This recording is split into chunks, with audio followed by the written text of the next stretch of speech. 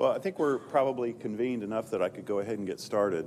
Again, I wanted to thank everyone for coming to the symposium. I thought it was a really good conversation. Oftentimes these things end up feeling like controlled experiments with so many variables you can't predict exactly what's going to happen. And I think that's one of the reasons why the committee, Carol Griffith and Tim Rietenbach, Rick Petrie, and others that were on the committee looking at the proposals, they did a really good job, I think, in creating a rubric that would sort of get people focused on what the intent of this symposium was, which was sort of taking on some of the issues that were brought up at the conference in MICA and operationalizing them in some fashion. And then, you know, the presentations, as good as they were, and they were good, I have to say the most exciting part was getting the feedback from the lunchbox roundtables. And every team that was part of that effort sent back their notes to me. So yesterday after we wrapped up, I sort of consolidated as quickly as I could some of the key points that came up in each of those roundtables. And then I got up sort of early this morning and put together this quick PowerPoint. So I apologize if there are any typos or if I've omitted anything that was a critical part of the roundtables, but I was just scanning notes that were given as quickly as possible so that I could have something to share with you today. I also want to start out by talking a little bit about a really good phone conversation, an email exchange that I had with Patty Kovic from Otis. And she and I discovered through our email correspondences that we had an affection for Garrett Hardin, an economist that we both knew about, that's particularly applicable to what we, within the ACAT Symposium, need to be thinking about in this notion of a tragedy of commons. And she made fun during her presentation, and I always appreciate humor as a way to sort of introduce this idea that, you know, collectively we're better off working together than we are competing with one another.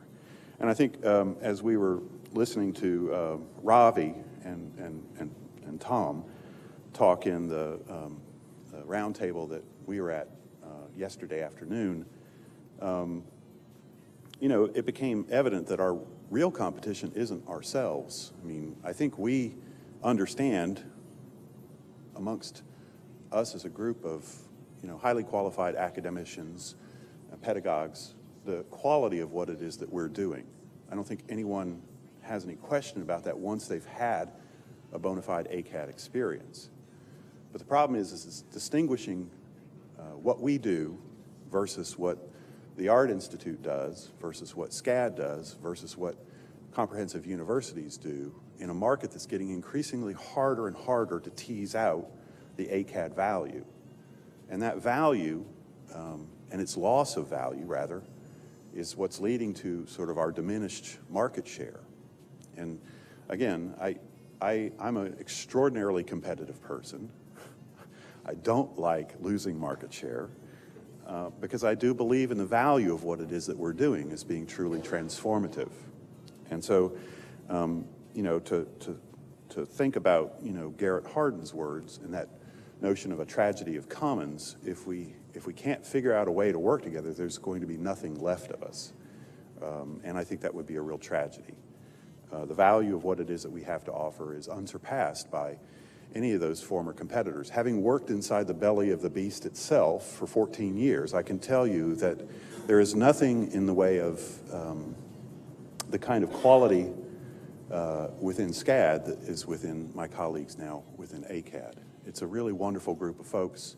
I think they're passionate, I think they're dedicated, but I think that they can be remarkably unfocused, or maybe they're too focused on what they're delivering to their students to think about the larger issues associated with our sort of combined strengths. And those combined strengths can recognize you know, tremendous value for us if we're just willing to sort of hold them up front and center.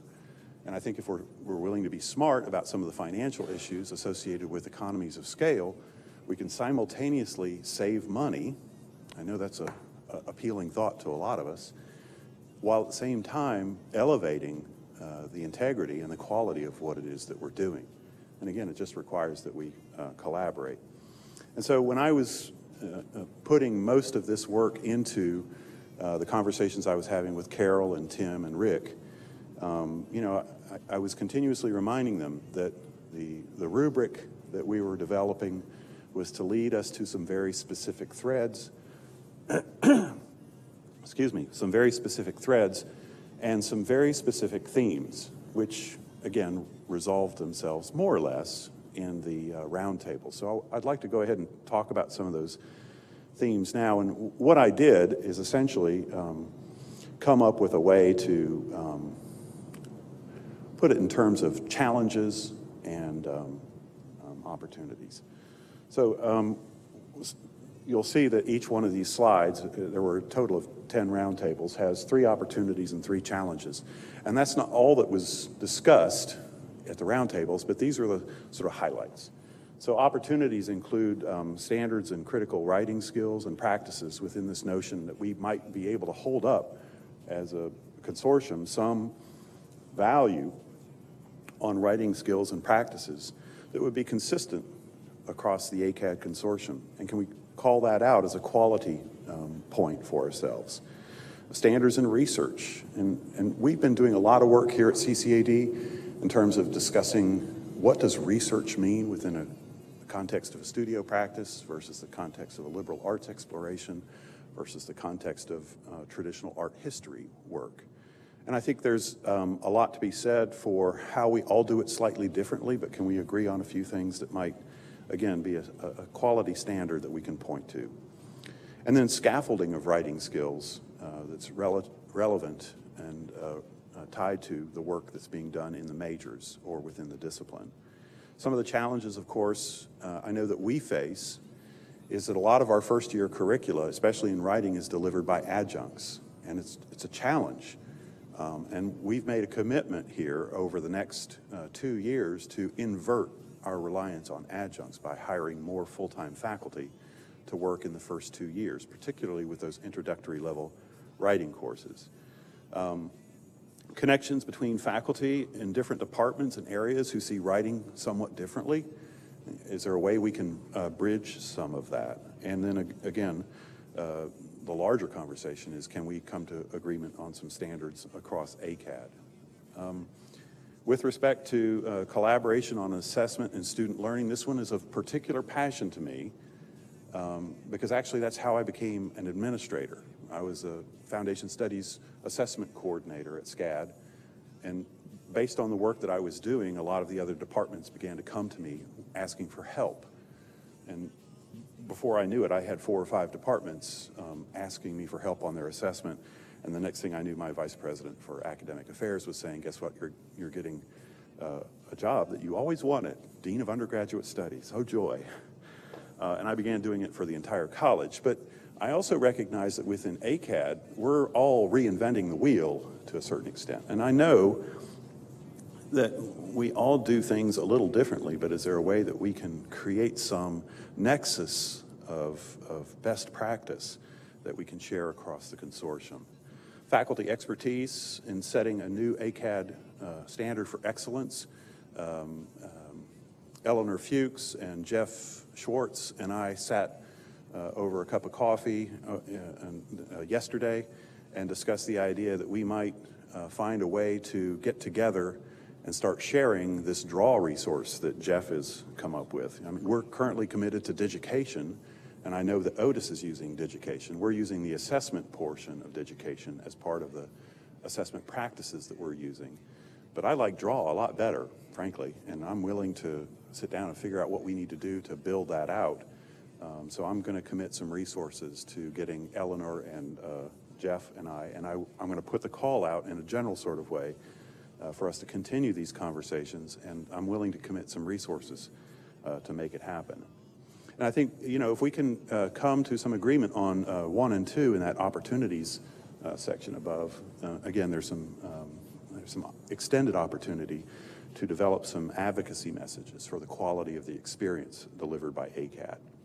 Of course, challenges for me, and Fred and I have had some long conversations, and Ray and I have had some conversations as well about the idea that we need to find a way to either work around NASAD or work with NASAD, and I think there's some opportunity there based on what's been happening over the last year. I also think that we have some issues in terms of navigating our individual regional accreditation standards. To some extent, I feel like over the last 2 years, as I've watched the evolution of the Higher Learning Commission, I'm creating this bifurcated model on assessment that has me reporting one way to my regional and another way to NASAD. And I've got to figure out a way to make that work. Especially relevant in that conversation is how we do assessment. And then last, is there a way that we can collectively come together on the data management side of things and do some true institutional research and then consortium research on the quality outcomes we're achieving? And I think one of the best ways, the exciting way for me to think about doing this is if I have a faculty team coming from Otis or from Ringling to look at the quality of my student work and giving me some external validation. It's a good experience for those faculty who are traveling to visit us, but it's also a great experience for my faculty here on campus because they get to meet with their colleagues one-to-one at the level at which they're operating, which is the courses that they teach. And that's, I mean, call me geeky, but that's the kind of thing that turns me on. My colleagues are laughing a little too loudly out there. Chris Yates, I know you're out there. I can hear your laugh. So Elaine Grogan-Luttrell and I have been having a 1.5 year long conversation, and part of that conversation has included Deborah Oberlil at the ACAD office on this notion of plus B. And we've gone so far as to write a white paper on it. We've submitted it, and hopefully it's getting some traction and maybe some support on the idea that as a curricular complement, that is something that sits outside of what we do as artists and designers, is there some common way that we can agree on what content is important for artists and designers to fold into their regular practice. And, you know, I was really excited to hear the folks from Cooper Hewitt, Smithsonian, talking about badging, and if we could elevate that to maybe a undergraduate level or even a graduate level. Is there some kind of micro-credentialing that we could embed within our existing curricula that doesn't cause us to completely upend what it is that we do within our normal curricular architectures? And then I like the idea, too, that we'd have some kind of centralized content management that would recognize a benefit, or realize, excuse me, a benefit to smaller schools that can't necessarily afford to hire somebody like Elaine. I feel very blessed. I hired that woman as an adjunct 3 years ago, and she has just been this nonstop dynamo to get the kind of things done. But I know a lot of schools are hamstrung in terms of their ability to have someone that's that dedicated to this idea that business is an integrated part of what we do as artists and designers. I think that there's also opportunity for some integrated content that might, frankly, eliminate what I call the add-on professional practices course that's, you know, stuck on year 3 or year 4. I always think that this is just a mistake, and I will say this out loud because I know Jeff Schwartz will agree with me, and I'll wave to him on the stream, that a lot of what we were doing at Ringling felt very much artificial in that professional practices class that was added on in year 3 or year 4. And frankly, by the time they were getting that content, it was too late in some respects. So how can we build it in from year 1? Challenges, of course, challenges, of course, include location of courses and course content in curricular maps. You know, we're struggling with that right now. The curriculum is always in flux. It's always going to change, but you have to be intentional with how you think about all of those component pieces that are essential. And then the biggest challenge that we found, and this is why I love Elaine so much, is that she makes those connections for us with faculty, and she gives them time to understand through conversation how important it is, and allows them to have some opportunity and feedback into how it is that that content's going to be purposed for that particular major and that particular discipline. You need time for those conversations to happen, especially if we were thinking about, you know, how that might happen over a larger consortial relationship. And of course, for us, we're always trying to be mindful, if we do get to that larger consortial approach to teaching business and entrepreneurship. We need to be respectful of content development time for faculty to get engaged in that, and we also need to be respectful of the individual faculty's intellectual property rights. So on the ACAD collaboration on mentorship and making, this is a fascinating conversation. I'll have to confess that this is logistically one of the hardest ones for me to get my head around, just because of the technology investments and the unevenness with which we all make those investments. But I think that there is some openness to the idea that we'd establish some common ground on the idea of making as research, making to think rather than thinking to make. Was the thrust of this, and is there some common ground that we can find that will allow us to define what that is, and then making ideas, which was something that Ethan had been talking about, which would collect some ideas around some joint ACAD projects and maybe some symposia where we'd all get together and play in the studio. I really like that idea. I'm fascinated by 3D printing technology. I know virtually nothing about it, and I'd love to learn. So you can invite me to your schools, right? I can play on your toys. And then is there a way that we can align all of that with faculty's research and practice? I think that's the best way to make it happen in the classroom, is to give them the opportunity to fold it into what it is that they want to do. Challenges, of course, include how to integrate existing curricula and not just have it be an add-on. That's a pretty standard theme. Credit or non-credit experiences in those symposia for students, is that something that we can make work? And the logistics of measuring effectiveness and impact of sharing those resources. It's a pretty big financial commitment, and it's not clear exactly how we'd make that work. On off-campus programming, this is something that's really important to me, especially now that I'm here in Ohio, where we have our regional students make up about 70% of our student body, and of those 70%, I dare say half of them have never been outside the state of Ohio. So it's not just an international issue for me, it's also a domestic issue for me. How can I get them out of Central Ohio and have them experience some of the other things that are out there worth seeing? I think that we're getting closer on defining some models for off-campus programming. I think that a lot of us are recognizing that both the cost and the logistical issues associated with a full semester abroad or a full semester away are really difficult. Is there a way that we can share some ideas about some reduced time experiences that have opportunities for credit associated with them that still give students the experience they need, but maybe they do most of their research here on campus before they go, and then they do a resolution of that research after they return? It's a bookend model. I use it here at CCAD. We launched our first initiative in that respect last summer. We sent a group of 12 students to go to Europe. They went to London and to Paris, and we also were fortunate enough to get some support from Procter & Gamble, and we made it a focused research project for Procter & Gamble with those design students that went. It was a very good pilot. But there should be ways that we can communicate that to folks. I made an outreach to some folks within the ACAD consortium, but by the time we figured it out, it was too late. Everybody else had committed resources to something else. If I can plan a year ahead of time to know that the College for Creative Studies is launching something design-oriented, and I have the opportunity to send my students to that trip, I would do it. But we need to be better about communicating our programming or our future intent for programming. And speaking of promotion of programming, we need to do a better job of putting out on the ACAD website, I think, some of the really innovative and unique things that we do that are tied to international travel. Challenges, of course, include support for centralized programming and logistics, cost mitigations to ensure maximum student access.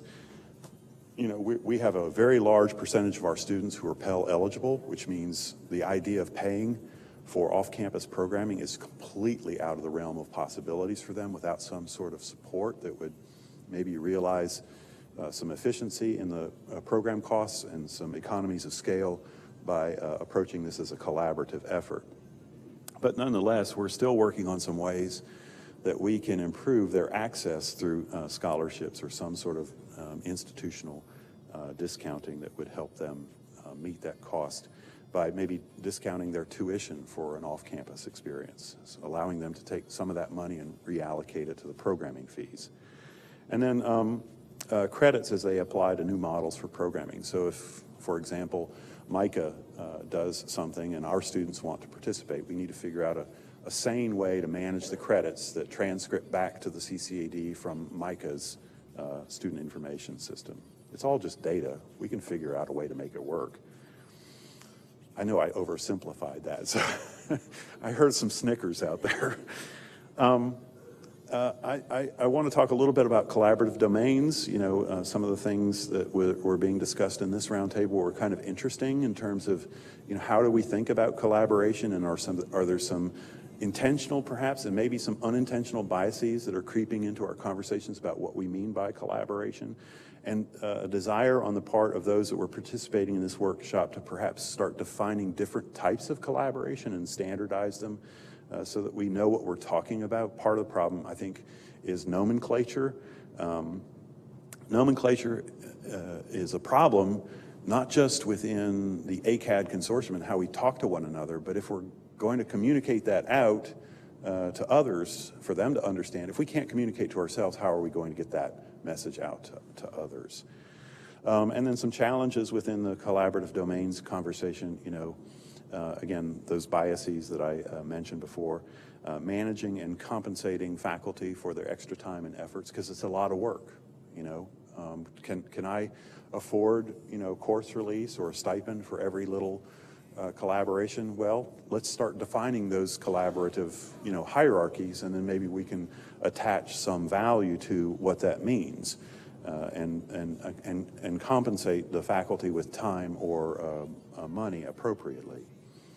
And then one of the things I thought was really interesting that came out through the notes loud and clear is that this idea of collaboration is great, but you need to think of a way of scaffolding it within the curriculum so that the third and fourth year experience is much more robust than the first and second year experience and begins to tie in some way to their collaborative experience as artists and designers.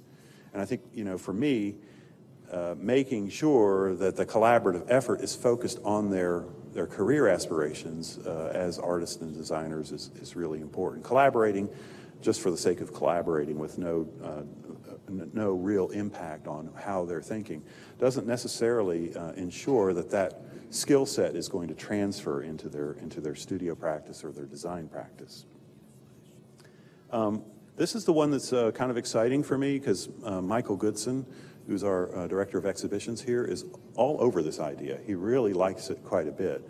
The idea that we'd come up with a shared schedule of programming for I think I'm getting close to my time. I got to be mindful of that big red clock back there.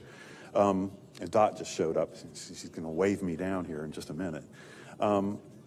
But is there a way that we can share a schedule of visiting artists and exhibitions and have exhibitions travel between ACAD institutions? I recognize, of course, that, you know, we're not all equally blessed with exhibition space, and, you know, we don't all have the same calendars, nor do we have the same agendas with respect to how we integrate that visiting artist or that exhibition within our curriculum. But I dare say that there are probably 2 or 3 high-value names that we could identify that would be of value to travel between ACAD institutions.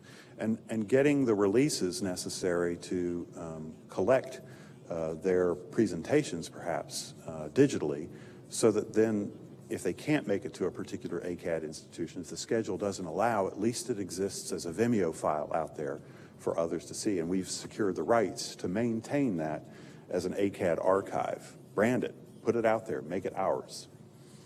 Some challenges, of course, with doing this is to figure out who would be the ideal participants. We could have a very long conversation about that, I'm sure. And then agreements, Freudian slip, on the number of events and scheduling. too. I just revealed my hand on that one, didn't I? Logistics associated too with traveling and hosting and recording and all the other stuff that's typically wrapped up in bringing an exhibition or a visiting artist to town. Collaboration on commercial projects. I think this was kind of interesting, looking at especially David's work with GE and the Empathy Project. And of course, we tried to do something similar with the Airstream project, where we tried to engage as many majors as possible, you know, to ensure that there was an experience there that was of value to the entire campus. But does that dilute the experience for the client, especially if it's a fee-for-service model that you're doing? So we probably need to come up with ways of defining, you know, what is the standardized model for a particular kind of project. And then one of the ideas that came out for that is of course the opportunity to promote these projects more robustly through perhaps traveling exhibitions and other things that we could use as a recruiting tool. That's essentially what we're doing with Airstream, is we hook it up to the back of the campus's truck and we drive it around to admissions events, and it's a great marketing tool. Challenges include project-based learning opportunities integrated into the curriculum, and ways that we can do that in a way that doesn't sort of start overwhelming the academic integrity of the curriculum, and then of course managing client expectations and the very real risk that failure is something that we embrace as academics, but not necessarily clients understand. And then IP issues, of course. That was a really good conversation in the roundtable that I got in on the tail end of, is there a way that we can share some language around IP, who owns it, if there's to be compensation, how is that managed? On community projects, I think that everyone's agreed this is another nomenclature issue. I think Melanie's point on kind of, we got like 1,600 names for what it is that we do that's associated basically with outreach to the community. Is there a way that we can kind of come up with some standard nomenclature so we can communicate internally but also externally? And I think that, it's great that we have the opportunity to use those kinds of projects to enhance the empathy and sensitivity of our students, who are increasingly disconnected from this world by the technology that they carry around in their pockets. And they have 10,000 friends on Facebook, but they have very few face-to-face conversations. I think that it also, obviously, if collectively we're all doing this in a really thoughtful, well-articulated, nomenclaturally, that's not even a word, but in some communicating in some consistent way, there's value to that as a ACAD consortium. Challenges include recognizing the value and supporting faculty as they engage in community projects. And I have to confess, I don't do as good a job of it as I'd like to. I saw Melanie's budget and my jaw I was sitting behind Tim and going, how would you like to have $500,000 to play with? Not too shabby. But, I still think that as Columbus grows and other cities have opportunities out there through grants and other, philanthropy, we can find support for what it is that we're doing. And I think collecting evidence of this, some sort of central repository, be it the ACAD website or some other means by which we, sort of hold up this as being a value. Ravi's, sort of presentation on Saturday morning I thought was particularly compelling, as he's, tackling some pretty hairy, audacious problems. Is there a way that we can partner with Greif or RKS or other companies that are similarly disposed and piggyback with them through ACAD? And then last but not least, I do love service learning. I absolutely support it 100% whenever I can. But I think Tim put it really well. I don't want it to be a work for hire situation for students. it has to be tied, I think, to their academic experience in a meaningful way. And then I think this is the last one on technology, making and learning. I'll just run through this pretty quickly. Is there a repository of best practices that we can develop? Are there templates, plans, and documents that we can share? Can we strengthen the ACAD brand with respect to digital making, as it's all part of what we're doing these days, but we're not communicating, I think, as clearly as we should be, the value and the impact that technology has had on our making processes and how that's folded into the students' learning experience in a meaningful way here within ACAD. I like to use this term, mouse monkeys and pixel pushers. I don't believe in creating either one of those. I want to use technology as a tool to teach students how to be adaptable. There is a value to having that technology change so quickly that they don't have the opportunity to get too firmly rooted or grounded in that. And how we work them through that technological sort of adaptability, that proteanism, if you will, is really, I think, one of the things that sets us apart from schools that are part of the Art Institutes, and frankly, even apart from SCAD. I think keeping up with that technology is one of our challenges. And you know, is there a way that we can broaden our use of resources? I don't know that we've looked at an ACAD cloud consortium, but you know, is there a way that we can collectively work with Adobe? I was going to say hold them hostage or something, but I don't think that's possible. But is there a way that we can work with Adobe to come up with some solutions that help us as opposed to individually negotiating? We just moved to the Creative Cloud this year, and it was full of just major hiccups. And I would love to have a group that's together working on those kind of solutions within ACAD that can sort of help leverage the larger body of folks. And then, of course, continuously working with technology's integration within the curriculum. And I think, again, for me, the personal stake in this is that it's never going to be the same. It's always going to change. And how do we find a way to make the curricula flexible enough to accommodate those changes so that we're preparing our students for that level of flexibility? So those are the summaries. I wanted to talk about next steps just briefly. I'm going to skip past point number 1 because I wanted to show you that I've created this little wiki for the themes that I just discussed. But I also want to indicate and reiterate a point I made earlier, that I think it's going to be kind of up to us within the ACAD CAO group to find a way to carve out some support for what it is that we want to do. This past budget cycle was a painful one for me, given our enrollment situation. It's not awful, but it's just not great either. But nonetheless, I carved out some money that I've set aside, and I'm making a commitment here. It's not a lot, but I've got about $15,000 that I'm going to play with, that I'm going to stay focused on a couple of things, including that assessment piece that I want to start making a multi-institutional reality as a pilot for what I want to do. I am very committed to this idea. I want to find ways that we can, develop those pilots that have some teeth to them so that we can take them to the board and say, let's do this. We can do this. We have a proof of concept here by virtue of what it is that we've done on our own. And then I also think that we need to, as part of our due diligence, in terms of proving those concepts and building those pilots, we have a responsibility to collect some data along the way that would reinforce and support our plans. So let me show you this real quick.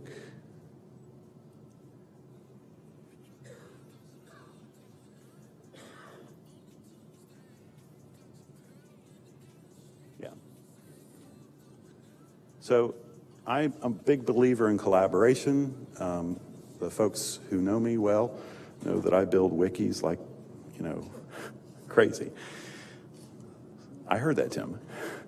But it's proven to be a good resource for me in terms of collecting a lot of the threads of conversations that typically sort of get lost after meetings like this. And so with your indulgence, I'm going to be sending a link to this wiki to everyone here and everyone who came to the symposium. And I've built out the themes. I haven't had time yet because I did this early this morning. But I built out the themes, and I'm going to make this bigger so everyone can see it. And I'm going to create hyperlinks in here and allow this to be a standing repository.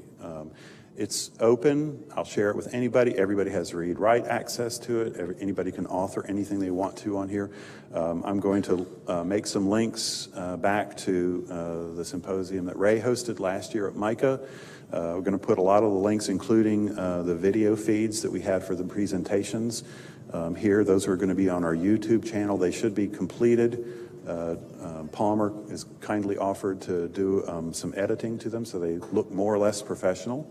And we'll have them up by Tuesday evening, and they'll be linked here on the wiki. And I'll, again, encourage you to share this with your faculty so that we can make sure we don't lose momentum between now and whatever pilot it is that we want to take back to the board. So do you have any questions? I'm happy to answer them. Kevin, will you share your PowerPoint?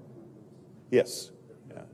Well, I'm actually going to share the PowerPoint, and I'll share all of the notes that came directly to me from the roundtables, because I just teased out, you know, the high-level stuff, but there's some other really good conversations in there.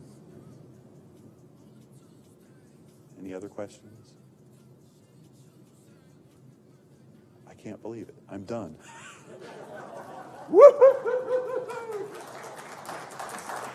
Thank you.